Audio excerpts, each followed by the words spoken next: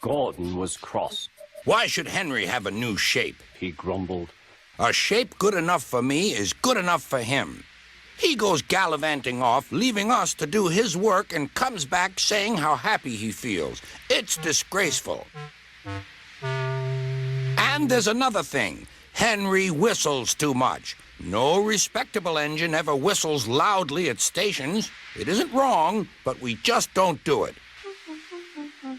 Poor Henry didn't feel happy anymore. Never mind, Whispered Percy. I'm glad you're home again. I like your whistling. Goodbye, Henry. Called Gordon. We're glad to have you with us again, but remember what I said. Later, Henry stopped at Edward's station. Hello, Henry, Said Edward. You look splendid. I was pleased to hear your happy whistle yesterday. Thank you, Edward. Smiled Henry.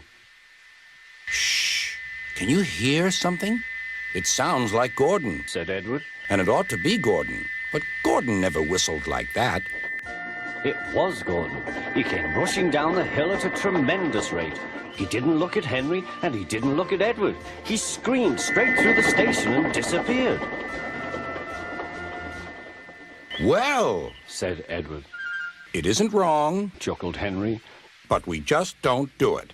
and he told Edward what Gordon had said.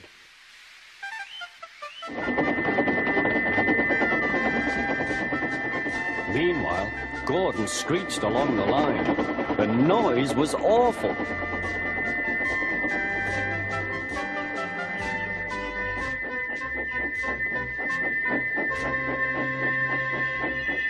At the station, everyone held their ears. Sir Topham Hatt held his ears too. Take him away He bellowed, and stop that noise. Gordon puffed sadly away, but he wouldn't stop whistling until two fitters climbed up and knocked his whistle valve in place. That night, Gordon slunk into the shed. He was glad it was empty. It isn't wrong, Murmured Henry to no one in particular. but we just don't do it. No one mentioned whistles. Next morning, Henry was enjoying himself enormously. I feel so well. I feel so well. He sang, Trickety-trock, trickety-trock. hummed his coaches. Then he saw some boys on a bridge. Beep, beep. Hello. He whistled. Oh, He called. The boys didn't wave and take his number. They thought it fun to drop stones on him instead. they've broken our glass. They've broken our glass. Sobbed the coaches. The passengers weren't hurt, but they were cross, Call the police. No, said the driver. leave it to Henry and me. What will you do? They asked, Can you keep a secret? Yes, yes.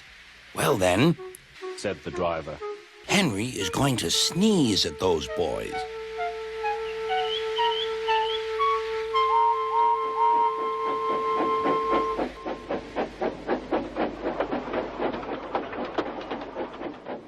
Lots of people were waiting at the station just before the bridge. They wanted to see what would happen, Henry has plenty of ashes. said the driver. Please keep all windows shut till we've passed the bridge.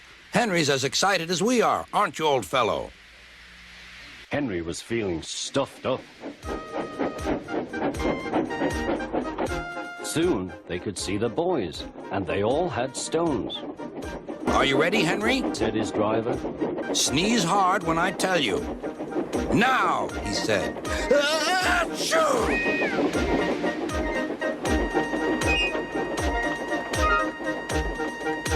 Well done, Henry. Laughed his driver. Henry went home very pleased with himself. He had taught Gordon and silly boys a lesson with a whistle and a sneeze.